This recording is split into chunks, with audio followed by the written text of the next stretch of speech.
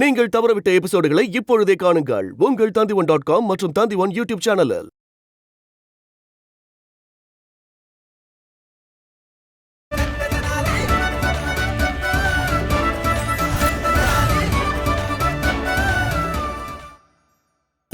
வாங்க வாங்க, காய்கறி எல்லாம் இலவசமா தர, எடுத்துக்கோங்க, வந்து எடுத்துக்கோங்க. நாணயங்களே தேவையில்லை, இலவசமா எடுத்துட்டு போங்க. வாங்க, இந்தாங்க இந்தாங்க, எடுத்துக்கோங்க. இந்த பாலச்சந்திரன் என்ன பண்றாரு? இந்தாங்க இந்தாங்க இந்தாங்க, நீங்களும் எடுத்துக்கோங்க. என்னாச்சு பாலச்சந்திரன் ஐயா? உங்க முன்னோர்கள் விட்டுட்டு போன தங்க பொக்கிஷம் ஏதாவது கிடைச்சதா? பண்டிதரே, தங்க புதையலை பத்தி எனக்கு எதுவும் தெரியல. ஆனா என்னோட முன்னோர்கள் எனக்கு தரிசனம் வழங்கி ஒரு விஷயத்தை கத்து கொடுத்துட்டாங்க. உண்மையான சுகம் செல்வத்தை பெட்டிக்குள்ள பூட்டி வச்சுக்கிறது இல்ல, தேவைப்படுறவங்களுக்கு அள்ளி கொடுக்கறதுலதான் இருக்குன்னு. அதனாலதான் இலவசமா கொடுத்துக்கிட்டு இருக்கேன். இந்தாங்க இந்தாங்க, நீங்களும் காய்கறி எடுத்துக்கோங்க. வேண்டாம் வேண்டாம், அதுக்கெல்லாம் எந்த அவசியமும் இல்ல. அட எடுத்துக்கோங்க, இந்த சொரக்காய் ரொம்ப நல்லா இருக்கும். இது மருத்துவ குணம் கொண்டது. இது உடம்புக்கு குளிர்ச்சியை கொடுக்கும். இந்தாங்க இந்தாங்க, இதுக்கு நாணயங்கள்லாம் எதுவும் தர வேணாம். இந்தாங்க வாங்கிக்கங்க. நன்றி. சரி விடு, இன்னைக்கு காய்கறி செலவு மிச்சமாச்சு.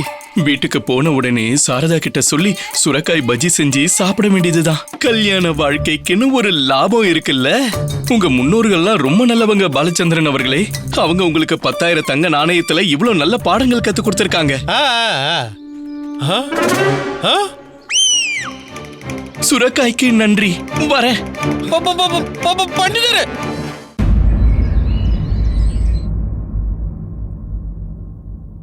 மகாராஜா, மகாராணி தண்ணி கொட்டிடுச்சு. ஒன்னும் பிரச்சனை இல்ல மகாராஜா. மகாராஜா, உங்களுடைய குரலை ஆரோக்கியமா வச்சுக்க மகாராணி திரும்பலம்பா கிளி கடிச்சு போட்ட கொய்யாக்காவை வச்சு ஒரு இனிப்பு பண்ணிருக்காங்க.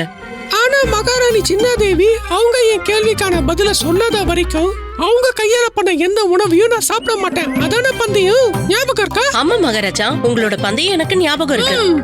ஆனா இது மகாராணி பண்ண ஒரு உணவு பொருளா இல்ல, இது ஒரு மருந்து. வேண்டாம் வேண்டாம், நீங்க இத சாப்பிட்டுதான் ஆகணும். மகாராணி சின்னாதேவி, நான் இத சாப்பிட மாட்டேன். திருமலம்பா கையால செஞ்ச எதையா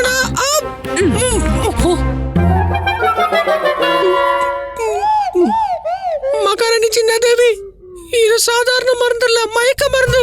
இத யாராவது சாப்பிட்டாங்க அப்படின்னா மயக்க விழுந்துருவாங்க. அட கடவுளே.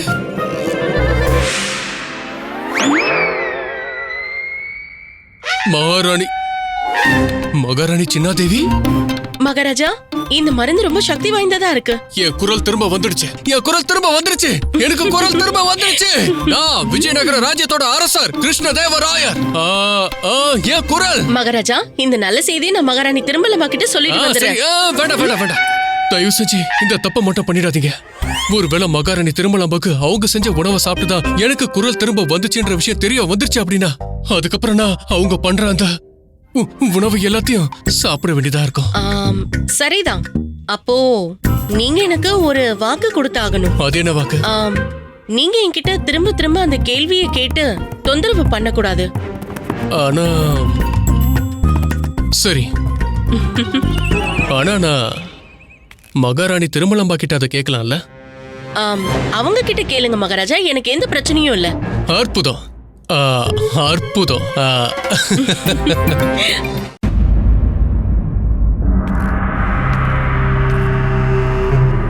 வாங்க வாங்க வாங்க அல்பரா. சுல்தான் சுல்தான், இதுதான் என்னுடைய புது கண்டுபிடிப்பு.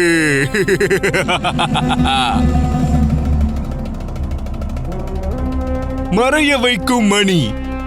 இது நிஜமாவே ஒரு விசேஷமான பொருள் சுல்தான். இத சரியா நீங்க எப்படி விரும்புனீங்களோ அப்படியே நான் பண்ணிருக்கேன்.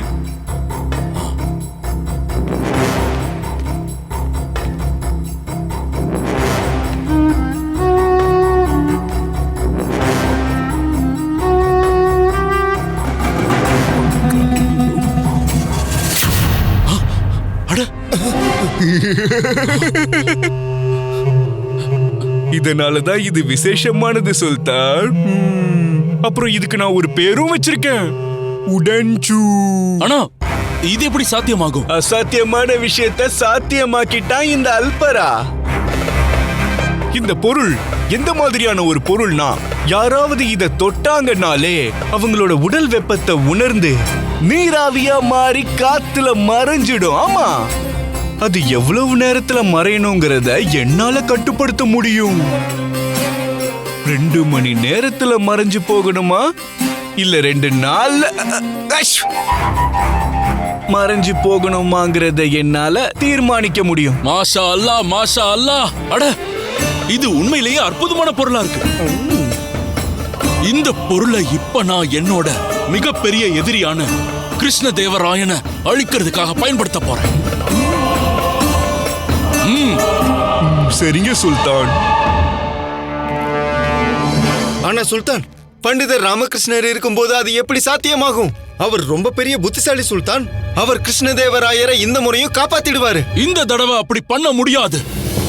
இந்த தடவை அந்த ராமகிருஷ்ணனை சுத்த விடுறதுக்கு நான் ஒரு திட்டத்தை வகுத்திருக்கேன். அவன் என்ன இந்த உலகத்தோட மிகப்பெரிய பண்டிதர்களால கூட தீர்க்க முடியாது. அது என்ன திட்டம் சுல்தான்? புத்திதாச வர சொல்லுங்க.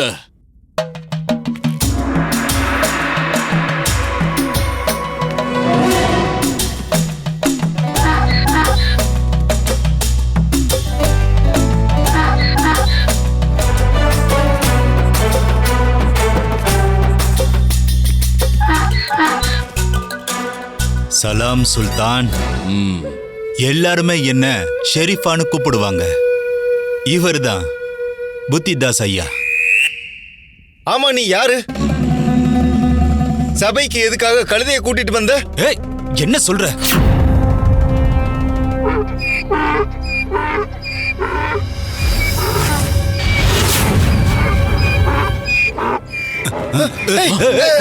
சுல்தான், காப்பாத்துக்க. சுல்தான்,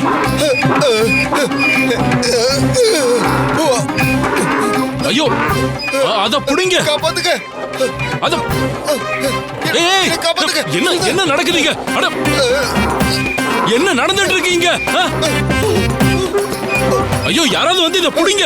புத்திதாச யாராவது கழுதைன்னு சொன்னாங்கன்னா அவரால பொறுத்துக்க முடியாது. ஹுசூர், புத்திதாசு கிட்ட நீங்க மன்னிப்பு கேட்டுருங்க. இல்லன்னா இவர் உங்களை விடவே மாட்டாரு. கழுதை கிட்டியா? அட, திரும்பவும் கழுதைன்னு சொல்றீங்க? என்ன? சீக்கிரம் மன்னிப்பு கேளுங்க. ஏய் சிராஜ், அதுகிட்ட மன்னிப்பு கேளியா? மன்னிச்சிடுங்க புத்திதாஸ் ஐயா, என்ன மன்னிச்சிடுங்க. தயவு செஞ்சு மன்னிச்சிடுங்க. புத்திதாஸ் ஐயா, இவரை நீங்க மன்னிச்சிருங்க. வாங்க வாங்க வாங்க வாங்க. அட, இது பிரமாதமா இருக்கு. கோவப்படாதீங்க புத்திதாஸ் ஐயா, அமைதியா இருங்க. ஆனா வழியில போகும்போது இதோட காதுல ஏதாவது வச்சிடு. இல்லனா யாராவது ஒருவேளை இத கழுதைன்னு தெரியாம சொல்லிட்டேன். புத்திதாச யாராவது அப்படி சொல்லிட்டாங்கன்னா அது கோவப்பட்டுரும்ல. சரி வசு. அப்புறம் பெரிய பிரச்சனை ஆயிடும்ல. நீங்க இவரை கூட்டிட்டு போங்க. சரி வசூர். சலாம்.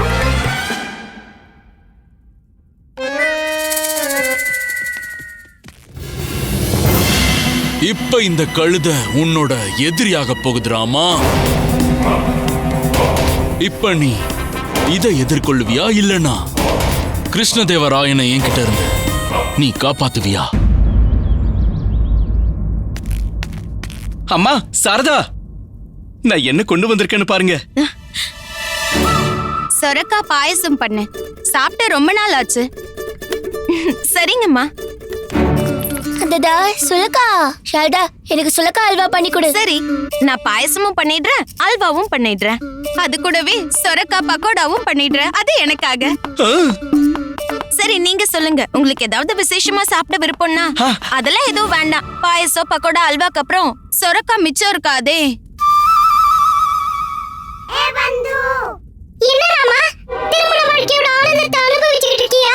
உனக்கு பிடிச்ச எதையுமே இவங்க சமைக்க போறது இல்ல. வாய மூடு. எடுங்க. ஏதாவது பண்ணாதானே எடுக்கிறதுக்கு? முதல்ல எடுத்தா தானே பண்ண முடியும். பைய எடுங்க. இவ்ளோ விசேஷமான பொருட்களை பண்ண வீட்ல தேவையான பொருட்கள் எதுவும் இல்ல. முந்திரி, திராட்சை, பாதாம், பால், கோதுமை மாவு இதெல்லாம் சந்தைக்கு போய் வாங்கிட்டு வாங்க. இல்ல இன்னைக்கு நான் சோர்ந்து போயிருக்கேன், சந்தைக்கெல்லாம் போக மாட்டேன். நீ சுரக்காய் பொரியல் பண்ணிடு. நான் போய் வாங்கி தரேன். லமா, நீ எனக்கு பணம் மட்டும் கொடு.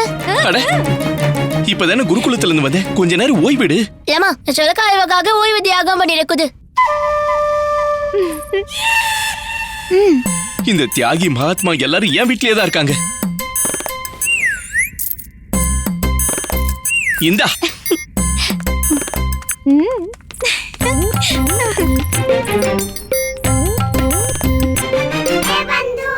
பாலச்சந்திரன் இலவசமா கொடுத்த சுரக்காய் உனக்கு செலவு வச்சிருச்சுராமா.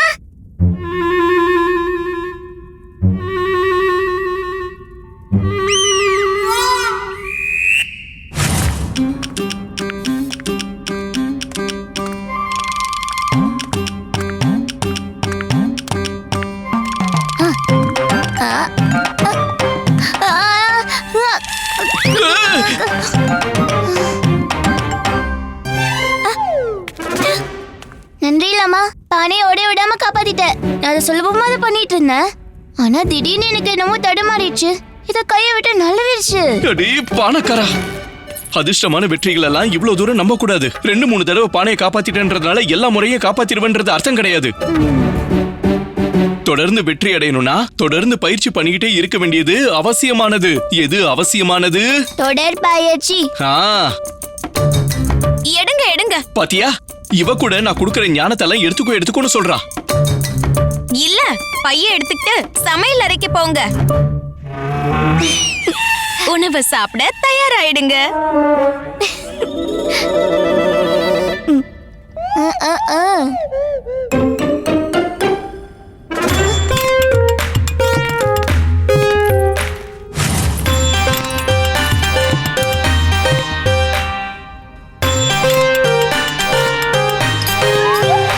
கூட்டு எடுங்க. இன்னைக்கு நான் கூட்டு சாப்பிட ஆசைப்படுறேன்னு உனக்கு எப்படி தெரிஞ்சது? உங்க மனசுல என்ன ஓடுதுன்னு எனக்கு நல்லா தெரியும். என்ன இருந்தாலும் நான் உங்க மனைவி இல்லையா?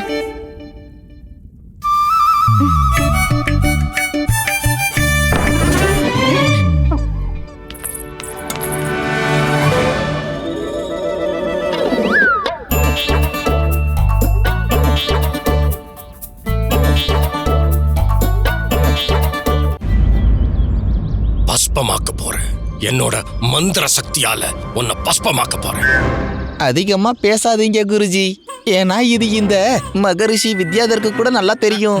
உங்களால உங்களோட மந்திரங்களை வச்சு மண்ணை கூட அசைக்க முடியாதுன்னு. நீங்க இங்க இருந்து மனுஷனை பஸ்மமாக்க போறீங்க.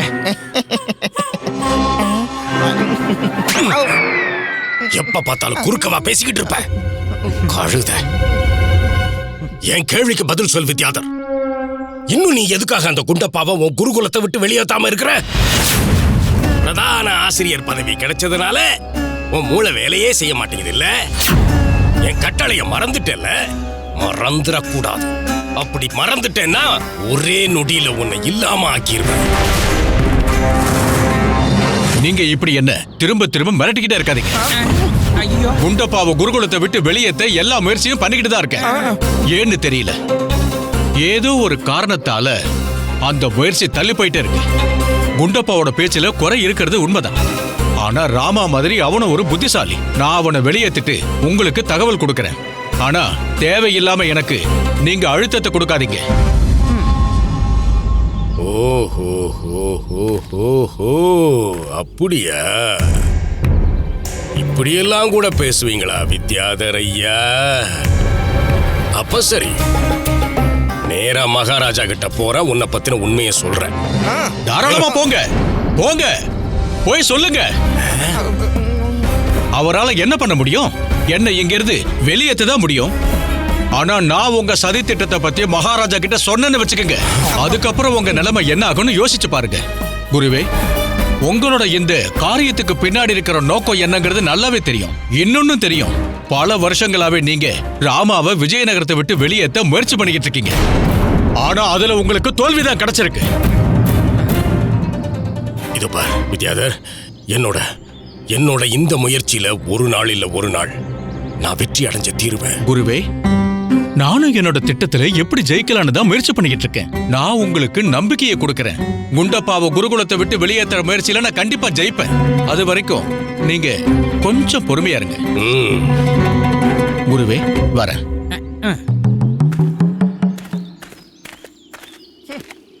இந்த குருகுலத்தை விட்டு மட்டும் அந்த குண்டப்பா வெளியேறிட்டான்னா அதுக்கப்புறம் இந்த வித்யாதர் எனக்கு தேவைப்பட மாட்டான். இவனோட கதையையும் நான் முடிச்சிடுறேன். என்னையே மிரட்டுறானா முட்டாள். ஷாரதா, அல்வா ரொம்ப நல்லா இருக்கு, இன்னும் கொஞ்சம் கூட. குண்டப்பா, அல்வா தீந்து போச்சு. ஒன்னும் பிரச்சனை இல்ல, பாயசம் கொடு. சரி, தரேன்.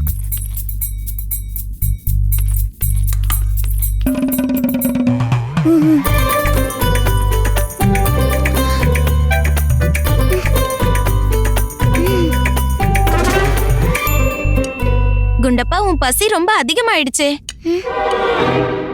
வீட்டுக்கு வந்ததும் என்னமோ நீ காலையில இருந்து எதுவும் சாப்பிடாத மாதிரி சாப்பிடுற. குண்டப்பா பெரியவன் ஆயிட்டு இருக்கான். இந்த வயசுல பசி அதிகமாகும். இவ்வளவா?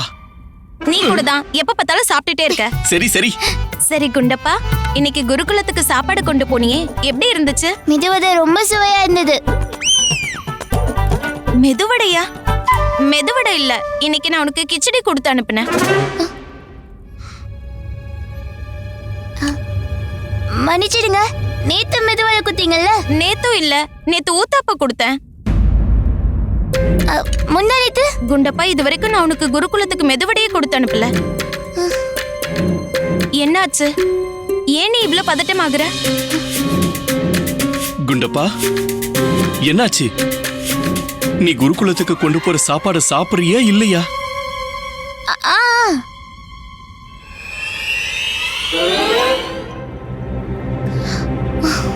இல்ல. இல்லையா? ஏன்? என்ன விஷயம்? இப்ப நீ ஏன் இப்படி பயப்படுற? குலுக்குறத்துல என்னால ஒரு நாள் கூட சாப்பிட முடியல. நான் தினம் கொண்டு போற உணவெல்லாம் குருவே சாப்பிடுறாரு. ஒரு குருவால இப்படிப்பட்ட காரியத்தை எப்படி செய்ய முடியும்? குண்டப்பா, நீ ஏன் முன்னாடியே என்கிட்ட சொல்லல? எனக்கு என்னோட கல்விதான் ரொம்ப முக்கியம், உணவு இல்ல. நான் இந்த விஷயத்தை பெருசுப்படுத்த விரும்பல. நான் நாளைக்கே மகரிஷி வித்யாதர் கிட்ட பேசுறேன். தானலாமா, இது என்னோட பிரச்சனை. இதை எப்படி தீக்கணும்னு நானே பாத்துக்கிறேன். ஆனா குண்டப்பா, நீ குண்டப்பா சொல்றது சரிதான். குண்டப்பா, நாளையில இருந்து உன் குரு உன்னோட உணவு பக்கம் திரும்ப கூட மாட்டாரு.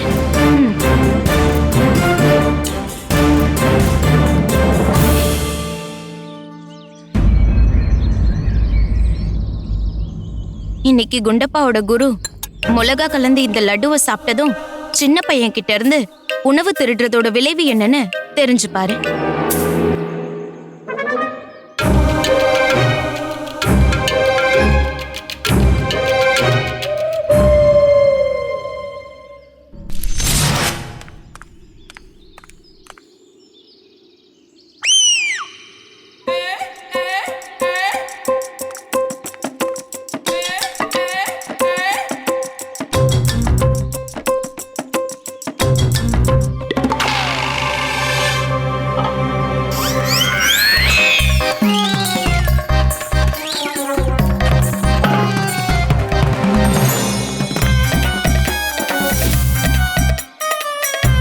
அடடா, லட்டுவா?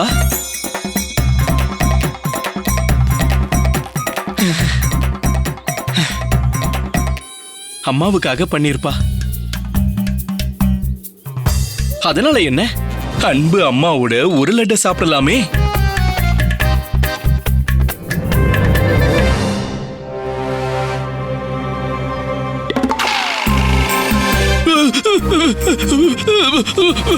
தனி தனி தனி தனி தனி தனி தனி தனி தனி தனி தனி தனி தனி தனி தனி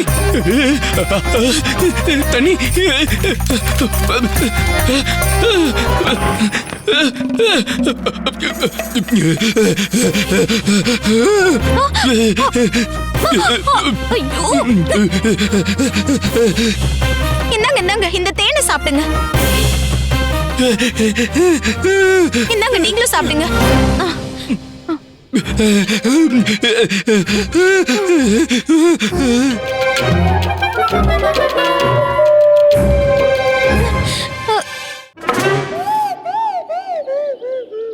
அம்மாவுக்கு புளிப்பா இருக்கா என்ன?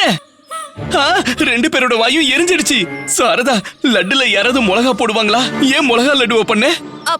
எதிரியம்மா, இவ எதிரி. பாருங்க, உங்க மருமகளுக்கு சாதகமா பேசி மகனை திட்டுவீங்களா? இதுதான் உங்க மருமக. உங்களுக்கு மிளகா லட்டுவ கொடுத்து உங்களை கொல்ல பாத்திருக்கா பாருங்க. இல்லம்மா, அப்படிலாம் எதுவும் இல்ல. இந்த லட்டு குண்டப்பாவோட குரு மகரிஷி வித்யாதருக்காக சிறப்பா பண்ணது. நீங்க சாப்பிடுறதுக்காக பண்ணல. அவரு குண்டப்பாவோட உணவை புடுங்கி சாப்பிடுறாருல, இன்னைக்கு இதை சாப்பிட்டா திரும்பி சாப்பிடவே மாட்டாரு. இல்ல இப்படி எல்லாம் பண்ணாத. ஒருவேளை இவனோட குரு இவனை குருகுலத்துல இருந்து வெளியேத்திட்டாருனா? என்ன சொல்லி வெளியேத்துவாரு? மகரிஷி வித்யாதர் இதை எல்லாரும் முன்னாடி ஒத்துப்பாருன்னு நினைக்கிறீங்களா? அது நான் குண்டப்பாவோட சாப்பாடு புடுங்கி சாப்பிட்டேன், அதுல மிளகா இருந்துச்சுன்னு சொல்லுவாரா? பாத்தீங்களா, அம்மா கூட சொல்றாங்க சரின்னு. இல்ல எனக்கு இன்னும் இது தப்பா தோணுது. ஆமா இது தப்புதான்.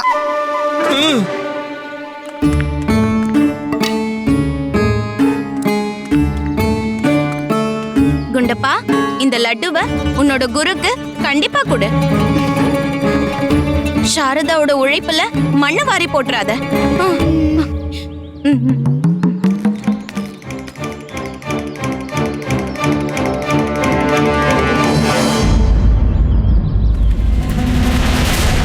எல்லாரும் என்ன ஷெரீஃபான்னு கூப்பிடுவாங்க.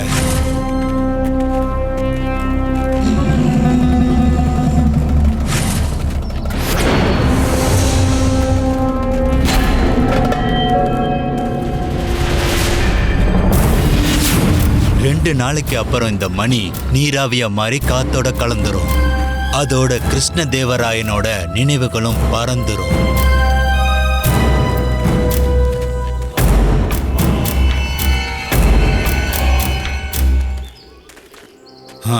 வாங்க புத்திதாஸ்.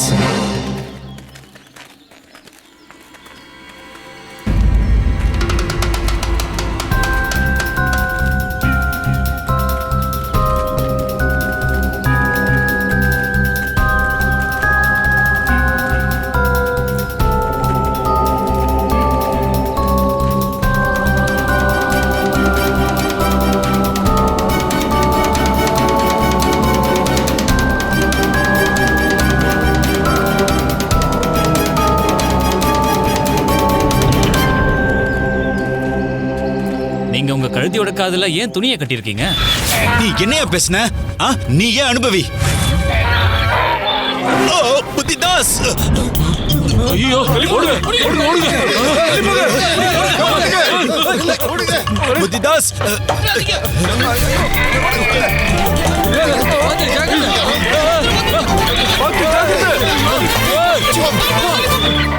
இந்த கழுதைக்கு என்னதான் ஆச்சு இப்ப? நீ ஏன் இப்படி சொல்லி தொலைச்ச? போ, நீ அனுபவி. போ. அது இங்கதான் வந்துகிட்டு இருக்கு. போ போ போ, அதுகிட்ட இருந்து காப்பாத்துங்க. போ போ, பின்னால போயிடு. சரி சரி, புத்திதாஸ் ஐயா கிட்ட போய் மன்னிப்பு கேளு. போ. என்ன மன்னிச்சிடுங்க. ஐயோ, நான் புத்திதாஸ் இல்ல. அப்ப புத்திதாஸ் யாரு? இதுவா? என்ன பேசிட்டு இருக்க? அமைதியாரு. புத்திதாஸ் ஐயாவை சமாதானப்படுத்தணும்னா இதான் ஒரே வழி. சீக்கிரமா அவர்கிட்ட மன்னிப்பு கேளு. போ போ போ. தயவு செஞ்சு என்ன மன்னிச்சிருங்க புத்திதாஸ் ஐயா. பொறுமையா இருங்க புத்திதாஸ், பொறுமையா இருங்க. புத்திதாஸ் ஐயாவோட காதுல எதுக்கு துணி கட்டி இருக்கேன்னு இப்ப உங்களுக்கு புரியுதா? வாங்க புத்திதாஸ், போகலாம்.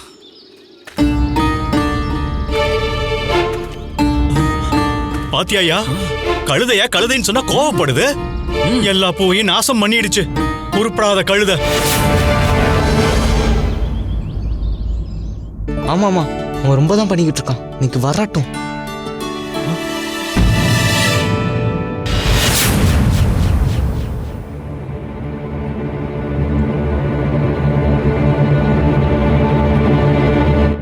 நேத்து உன்னால நான் நாள் முழுக்க சுத்தம் பண்ற வேலையை பார்த்துக்க வேண்டியதா இருந்துச்சு. இதுக்காக உன்னை நான் கண்டிப்பா பழி வாங்கியே தீருவேன்.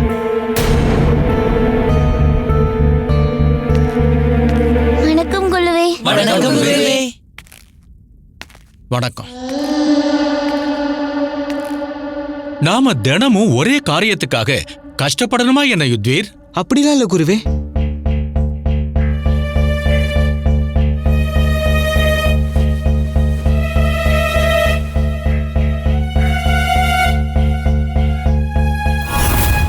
இன்னைக்கு என் உணவை சாப்பிடாதீங்க குழுவே.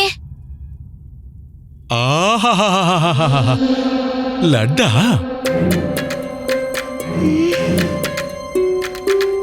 எனக்கு இது ரொம்ப பிடிக்கும். குழுவே, ஆ? இன்னைக்கு நீங்க என்னோட உணவை சாப்பிடாதீங்க. ஆ, நான் இன்னைக்கு இத கண்டிப்பா சாப்பிடுவேன். நீ இதுக்கு முன்னாடி இந்த மாதிரி எதுவும் சொன்னதில்லையே. அப்படி இருக்கும்போது இன்னைக்கு ஏன் சொல்ற? ஷால்டாவும் இவ்வளவு நாளா சாப்பாடுல கை நிறைய மிளகா வள்ளி போடல. உண்டப்பா, உனக்கு படிக்கணும்னு ரொம்ப ஆசை இல்ல? இன்னைக்கு நான் உன்னை தடுக்க மாட்டேன். இன்னைக்கு நான் உன்னை படிக்க வச்சு உண்டு இல்லைன்னு ஆக்க போறேன்.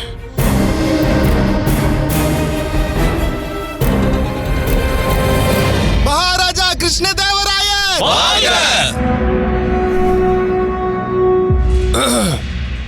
மகாராஜா, நீங்க என்ன சொல்லணுமோ அதை நீங்க சைகையாவே காட்டிடுங்க. அது என்னன்னு நான் புரிஞ்சுப்பேன். அதுக்கு எந்த அவசியமும் இல்ல மந்திரியாரே.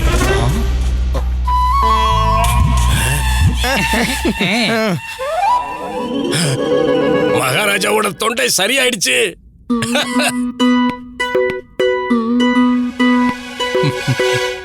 மந்திரியாரே, இன்னைக்கான சபையை நீங்க ஆரம்பிக்கலாம். கட்டளைப்படியே மகாராஜா. மகாராஜா, சந்திரபூர் ராஜ்யத்தோட ராஜதூதர் உங்களை சந்திக்க இங்க வந்திருக்காரு. அரசவைக்குள்ள வர்றதுக்கு அவர் அனுமதி கேட்கிறாரு.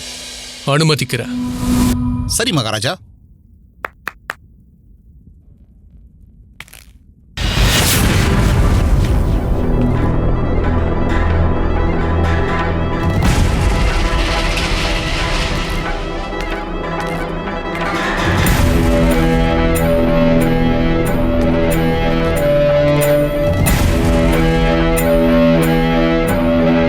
மகாராஜா வாழ்க.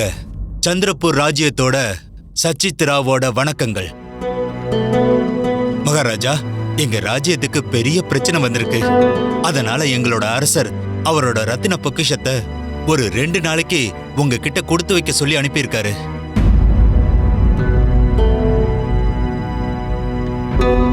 இதுதான் மகாராஜா.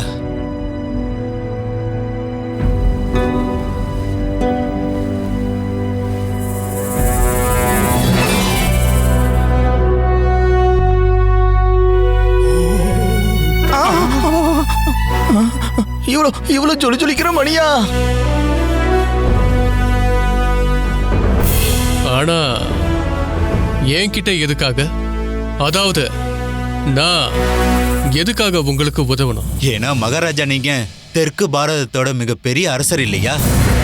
எங்க மகாராஜா அப்படிப்பட்டவர் தானே. உங்ககிட்ட இந்த மணி ரொம்ப பாதுகாப்பா இருக்கும். உங்களால மட்டும்தான் இந்த திவ்ய மணிக்கு பாதுகாப்பு வழங்க முடியும் மகாராஜா. எங்களுடைய அரசருக்கு சில எதிரிகள் இருக்காங்க. அவங்க இந்த மணியை அடைய விரும்புறாங்க. அதுக்கப்புறமா இதை மொத்தமா அழிக்க நினைக்கிறாங்க. அதுக்கப்புறமா இந்த மணி அழிஞ்சிருச்சுன்னா அதுக்கப்புறம் எங்க அரசரோட முழு வம்சமும் அழிஞ்சு போயிடும் மகாராஜா. விஷயம் இவ்வளவு தீவிரமானதுன்னா நான் உங்களுக்கு கண்டிப்பா உதவுறேன். இந்த மணியை பாதுகாப்பா நான் பாத்துக்கிறேன்.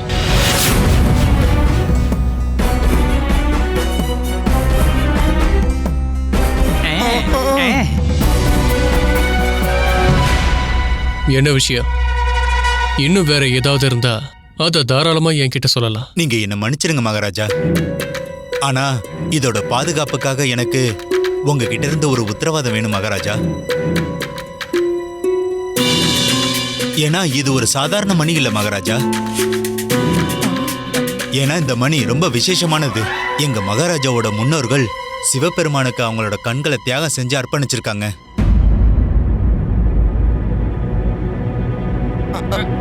அப்புறம் மகாராஜா, எங்களோட அரசருக்கு இந்த மணி அவரோட உயிரை விட முக்கியமானது. நீங்க கவலைப்படாம இருங்க. அப்படி இந்த மணி உங்க மகாராஜா உயிரை விட முக்கியமானதுன்னா ஏன் பாதுகாப்புல இந்த மணி இங்க ரொம்பவே பத்திரமா இருக்கும். அப்படி உங்களோட முன்னோர்கள் அவங்க கண்களை தியாகம் செஞ்சு இந்த மணி அடைஞ்சிருக்காங்கன்னா நானும் உங்களுக்கு ஒரு வாக்கு கொடுக்கறேன். என்னால இதை பாதுகாக்க முடியாம போச்சுன்னா நானும் என் கண்களை தியாகம் செஞ்சிடுறேன்.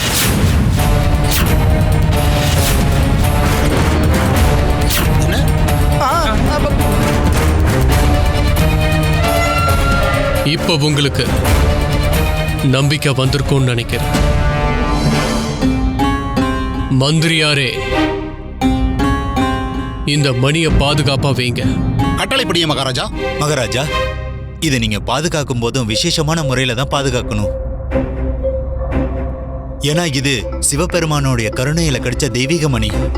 இதை எப்போதுமே நீங்க உங்க பக்கத்திலே வச்சிருக்கணும் மகாராஜா. உங்க உடம்போடையே இது ஒட்டி இருக்கணும்.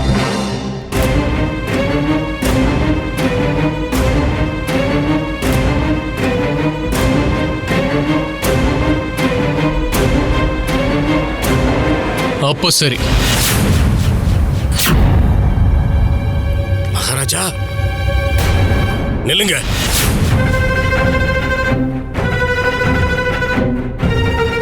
இல்ல மகாராஜா, இந்த மணியை நீங்க உங்க உடலோட சேர்த்து வச்சுக்க கூடாது. இதுல உங்க பாதுகாப்பு அடங்கி இருக்கு மகாராஜா. ஒருவேளை நீங்க இந்த மணியை உங்க இடுப்போட சேர்த்து கட்டிக்கிட்டா எதிரிகளுக்கு நீங்க இலக்கா மாற வாய்ப்பு இருக்கு மகாராஜா. நீங்க இந்த விஜயநகரத்து மாமன்னர், அதனாலேயே உங்க உயிருக்கு ஆபத்து இருக்கு மகாராஜா. என்ன கேட்டீங்கன்னா இந்த மணியை வேறொருத்தர் பாதுகாக்கிறது தான் சரின்னு சொல்லுவேன். இந்த மணியை அவமதிக்காதீங்கன்னு நான் உங்ககிட்ட முன்னாடியே சொன்னேன்ல. இப்ப யாரு அவமதிச்சா? மகாராஜா, நம்ம குரு சொல்றது உண்மைதான். மகாராஜா, நீங்க இந்த மணிய ஏன் ஒரு விசுவாசமான ஆள்கிட்ட கொடுத்து வைக்க கூடாது? அதுதான் சரி மகாராஜா. அதுவும் சரிதான். ஆனா அந்த விசுவாசமான நபர் யாரா இருக்கும்? குருவே. நானா? குருவே, இந்த மணிய நீங்களே உங்க பக்கத்திலே வச்சுக்கங்க.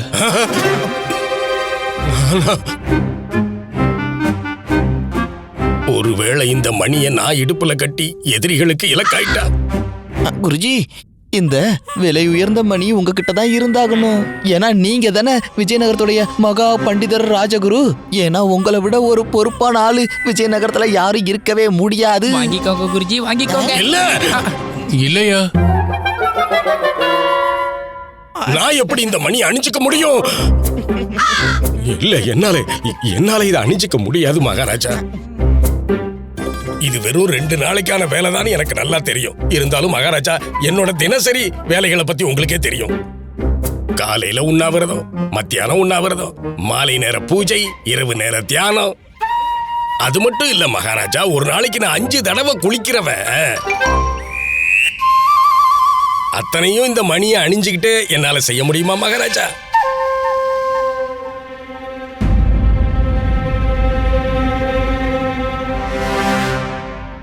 எல்லாத்தையும் கருத்துல கொள்ளுங்க மகாராஜா.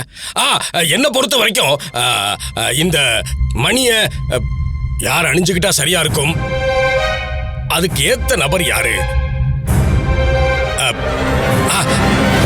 திம்மராசு சரியா இருப்பார். மகா மந்திரி திம்மராசு அவர்கள் தான் இதுக்கு சரியான நபரா இருப்பாரு.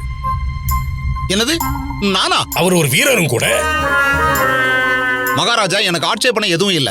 ஆனா என்னோட இடுப்புல எப்பவும் என்னோட வாள் மட்டும்தான் இதை அலங்கரிச்சுக்கிட்டு இருக்கும். என்னோட வாளால இந்த மணிக்கு எந்த ஒரு தொந்தரவும் வந்துடக்கூடாது மகாராஜா. அப்புறம் நான் மஜிலிப்பட்டினத்துக்கு நீங்க எதுக்காக? அது வந்து மகாராஜா, அது நான் சொல்ல வந்ததுக்கு அர்த்தம் என்னன்னா, நான் அப்பப்ப மஜிலிப்பட்டினத்துக்கு போயிட்டு வர வேண்டி இருக்கும் மகாராஜா. அப்படின்னா இந்த மணியை சூடிக்கக்கூடிய ஒரு தகுதியான நபர் என்னோட இந்த ராஜசபையில இல்லல்ல?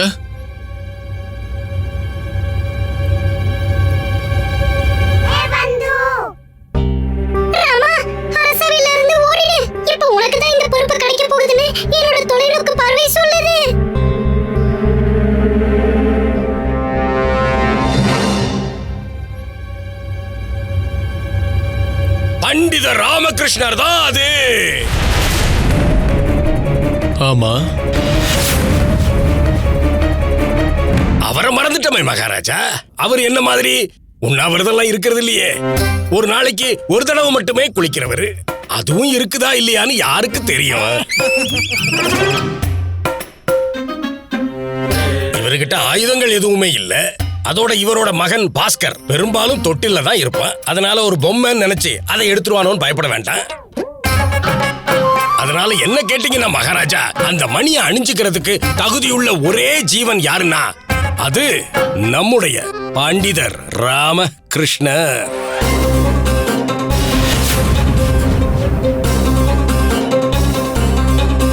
பண்டிதர் ராமகிருஷ்ணா, மகாராஜா, இந்த மணியை வச்சுக்கிறதுல உங்களுக்கு ஏதாவது ஆட்சேபணம் இருக்கா? அப்படி இருந்ததுன்னா நானே தான் இந்த மணியை வச்சிருக்க வேண்டியதா இருக்கும். பண்டிதர் ராமகிருஷ்ணா, நான் உங்க பதிலுக்காக தான் காத்துட்டு இருக்கேன். எனக்கு சம்மதம் மகாராஜா. அற்புத பண்டித ராமகிருஷ்ணா. மந்திரியாரே, அடுத்த 2 நாட்களுக்கு பண்டித ராமகிருஷ்ணரோட பாதுகாப்புக்காக நம்மளோட சிறப்பு வீரர்கள் இவர் கூடவே இருக்கட்டும்.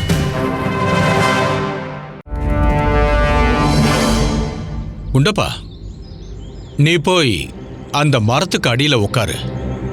சரிங்க குழுவே.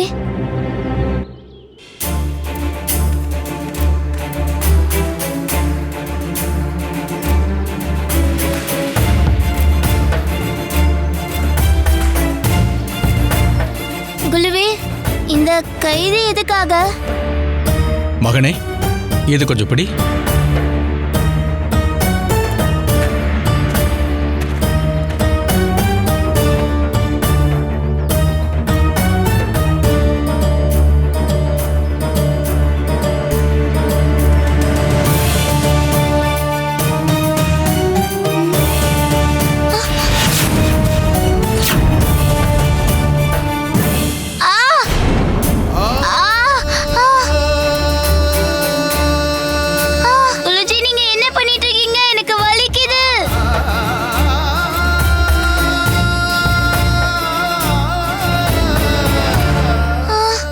குண்டப்பா, நீ இன்னைக்கு எவ்வளவு படிக்க விரும்புறியோ படிச்சுக்க.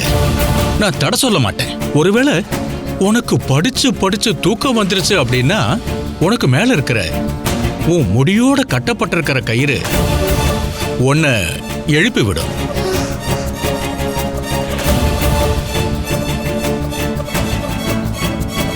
நீ மத்தியானத்துக்குள்ள இதுல இருக்கிற எல்லாத்தையும் படிச்சிருக்கணும். நான் மத்தியானத்துக்கு அப்புறமா வருவேன்.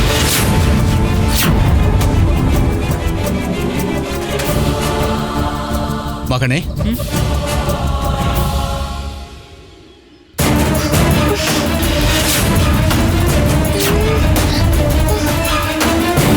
இவ்வளவு ஸ்லோகங்களை எப்படி நான் இவ்வளவு சீக்கிரம் மனப்பாடம் பண்றது?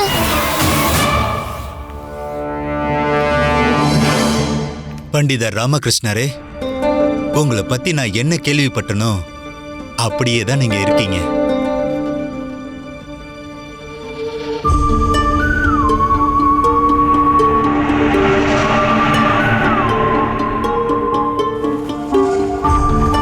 இந்தாங்க.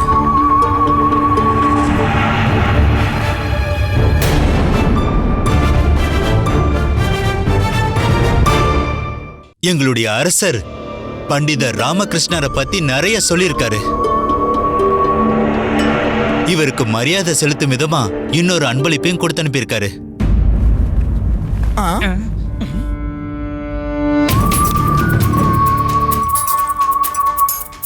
இங்க பாருங்க மகாராஜா. மகாராஜா, போட்டுக்கோங்க. உங்களுக்கு இந்த ஆரம் ரொம்ப அழகா இருக்கு. நன்றி. எங்களோட அரசர் இந்த அன்பளிப்போட பண்டிதர் ராமகிருஷ்ணருக்காக ஒரு சின்ன புதிரையும் அனுப்பியிருக்காரு. பண்டிதர் ராமகிருஷ்ணர் புத்திதாசுக்கு கல்வியை வழங்கணும். மகாராஜா, உங்களுடைய அனுமதி இருந்துச்சுன்னா நான் புத்திதாச இந்த சபைக்கு வர சொல்லலாமா? கண்டிப்பா அனுமதிக்கிறேன். புத்திதாஸ்,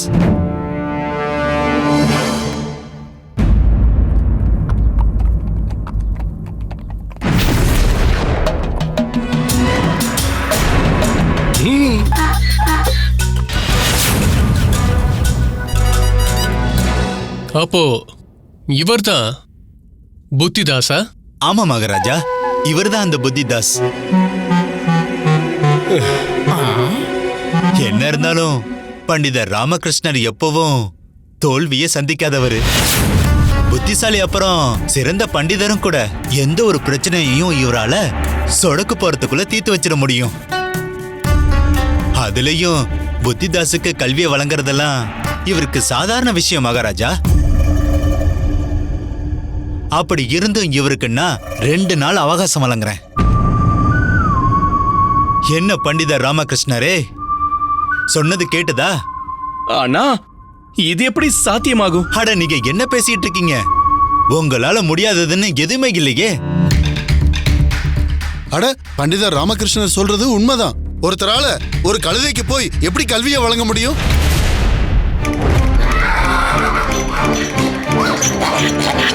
சச்சித்ராவ் அவர்களே, உங்களுக்கு என்னாச்சு? ஏன் பதட்டமா இருக்கீங்க? மகாராஜா, என்னோட கேள்வி அவ்வளவு வித்தியாசமா இருக்கு இல்லையா? அதாவது, ஒரு கழுதைக்கு ஒருத்தரால எப்படி கல்வி வழங்க முடியும்? வாய் மூடுங்க.